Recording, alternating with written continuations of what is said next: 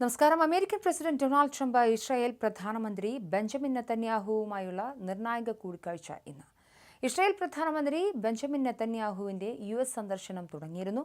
White ഹൌസിൽ president Donald ട്രംപുമായുള്ള കൂടിക്കാഴ്ചയിൽ ഗാസയും ഇറാനുമൊക്കെ വിഷയമാകും. വെടിനിർത്തൽ ശുപാർശയിൽ ഗാസയിൽ ശേഷിക്കുന്ന ബന്ദികളെ ഘട്ടം ഘട്ടമായി കൈമാറാനാണ് വ്യവസ്ഥ. ഗാസയിൽ നിന്നും ഇസ്രായേൽ സൈന്യവും ഇതേസമയം ഭാഗികമായി പിന്മാറാനും ധാരണയിലുണ്ടെന്നാണ് മനസ്സിലാവുന്നത്. ഇസ്രായേലുമായി വെടിനിർത്തൽ ചർച്ചകൾക്ക് തയ്യാറാണെന്ന് ഹമാസിന്റെ പ്രതികരണം പോസിറ്റീവാണെന്ന് അമേരിക്കൻ പ്രസിഡന്റ് ഡൊണാൾഡ് ട്രംപ് കഴിഞ്ഞ ദിവസം പ്രതികരിച്ചിരുന്നു. അടുത്തയാഴ്ചയോടെ ഗാസ വെടിനിർത്തൽ കരാറിൽ ഏർപ്പെടാൻ സാധ്യതയുണ്ടെന്നും ട്രംപ് മാധ്യമങ്ങളോട് കഴിഞ്ഞ ദിവസം പറഞ്ഞിരുന്നു. ഈ പശ്ചാത്തലത്തിലാണ് US മുന്നോട്ട് വെച്ച വെടിനിർത്തൽ പദ്ധതിയിൽ ചർച്ച തുടരുന്നത്. വെടിനിർത്തൽ കാലയളവിലാണ് സ്ഥിരം വെടിനിർത്തലിനുള്ള ചർച്ചകൾ നടത്തുക. കെയ്റോയിലും ദോഹയിലുമായി തുടരുന്ന മധ്യസ്ഥ ചർച്ചകളിൽ പുരോഗതി ഉണ്ട് എന്നാണ് സൂചന.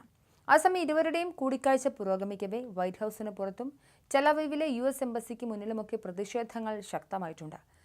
അതേസമയം പലസ്തീനികൾക്ക് സ്വാതന്ത്ര്യമുള്ള ഭാവി ഉണ്ടാകുമെന്ന് ബെഞ്ചമിൻ നെതന്യാഹു ഉറപ്പ് നൽകിയിട്ടുമുണ്ട്. ഏതായാലും വെടിനിർത്തൽ കരാറിൽ അദ്ദേഹം ഏർപ്പെടുമെന്ന് തന്നെയാണ് മനസ്സിലാവേണ്ടത്. ഏതായാലും ഗസ മുനമ്പിൽ സമാധാനമുണ്ടാകുമെന്ന് തന്നെയാണ് പ്രതീക്ഷിക്കുന്നത്. ഇന്നലെ പുലർച്ചെ ഹൂത്തികളെ ലക്ഷ്യമിട്ട് യമനിലെ 3 തുറമുഖങ്ങളിൽ ഇസ്രായേൽ ബോംബിട്ടിരുന്നു. ഹൈദൈദ, റാസിസ, സാലിഹ് എന്നിവിടങ്ങളിലാണ് ആക്രമണം ഉണ്ടായത്. തിരിച്ചടിയായി ഇസ്രായേലിലേക്ക് ഹൂത്തികൾ മിസൈൽ ആക്രമണം നടത്തിയെങ്കിലും ആർക്കും പരിക്കില്ല.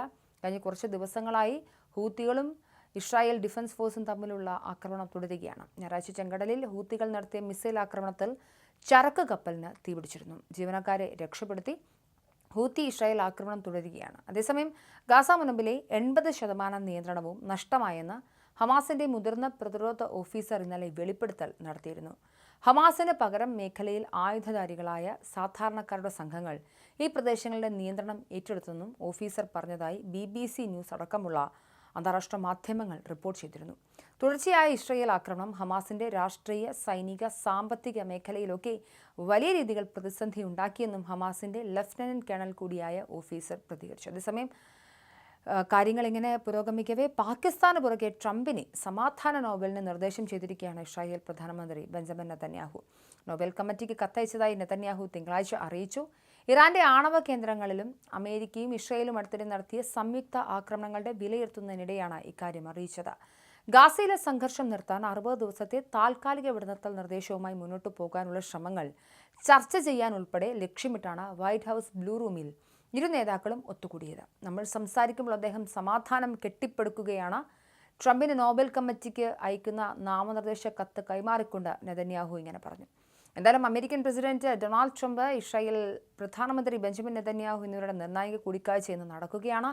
ഇസ്രായേൽ പ്രധാനമന്ത്രി ബെഞ്ചമിൻ നെതന്യാഹുവിന്റെ US സന്ദർശനം തുടങ്ങിയിരുന്നു. വൈറ്റ് ഹൌസിൽ പ്രസിഡന്റ് ഡൊണാൾഡ് ട്രംപുമായുള്ള കൂടിക്കാഴ്ചയിൽ ഗസയാണ് പ്രധാന വിഷയം.